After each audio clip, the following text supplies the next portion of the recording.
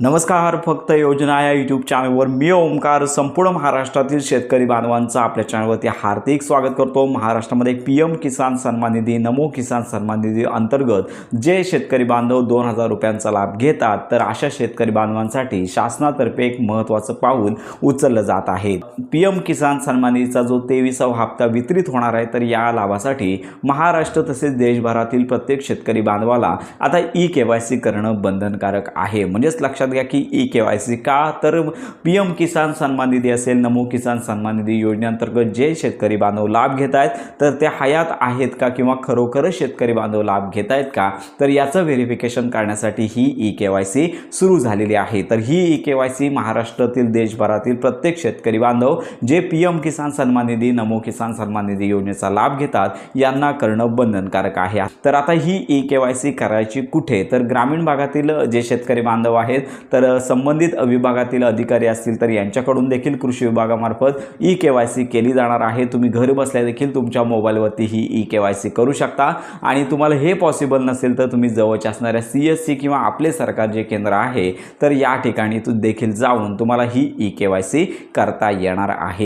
तर यासाठी आपण देखील आपल्या मोबाईलवरती KYC कशी करायची, तर या संदर्भात देखील माहिती घेणार आहोत. तर सर्वात प्रथम तुम्हाला आपल्या मोबाईलमध्ये जे प्ले स्टोर आहे, तर या ठिकाणी जायचं आहे आणि PM किसान सन्मान निधीचं आपल्या स्क्रीनवरती दिसणारे हे ॲप तुम्हाला डाउनलोड करायचं आहे. पाहायला मिळेल हे ॲप तुम्हाला डाउनलोड करायचं आहे. ॲप डाउनलोड झाल्यानंतर ॲप आहे ते ओपन करायचं आहे. सर्व ॲक्सेस त्याला द्यावं लागेल आणि त्यानंतर तुम्हाला सर्वप्रथम तुमची जी भाषा आहे, इंग्लिश, हिंदी यापैकी कोणतीही भाषा तुम्ही निवडू शकता.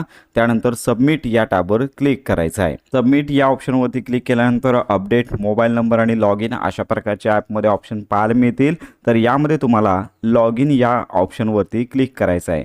लॉग इन या ऑप्शनवरती क्लिक केल्यानंतर पुढे पाहू शकता की लॉग इन टाईप या ऑप्शनवरती क्लिक करायचं आहे. याच्यामध्ये सिलेक्ट, त्याचबरोबर सिलेक्ट ऑफिशियल, त्यानंतर बेनिफिशरी, एक्सटर्नल युजर आणि विलेज ऑफिसर. तर याच्यामध्ये पाहू शकता की बेनिफिशरी म्हणजेच लाभार्थी याच्यामध्ये KYC करू शकतात किंवा अन्य एक्सटर्नल युजर आहे, तर या दोघांपैकी एक ऑप्शन घ्यायचा आहे. तुम्हाला स्वतःची जर KYC करायची असेल तर बेनिफिशरी या आयकॉनवर तुम्हाला क्लिक करायचं आहे. तर यामध्ये तुम्हाला दोन ऑप्शनद्वारे KYC करता येईल. रजिस्ट्रेशन ID किंवा आधार नंबर. तुमच्याकडे आधार नंबर उपलब्ध असेलच, त्यामुळे आधार नंबर या ऑप्शनवरती क्लिक करायचा आहे. खालच्या रकान्यामध्ये तुमचा आधार कार्ड नंबर टाईप करायचा आणि खाली दिलेल्या फेशियल KYC लॉग इन या टॅबवर तुम्हाला क्लिक करायचं आहे. यानंतर कन्सर्न फॉर्म येईल, तर समोर असणाऱ्या अंडरटेकिंग बॉक्सवरती क्लिक करायचं आहे आणि स्कॅन फेस या टॅबवर तुम्हाला क्लिक करायचं आहे.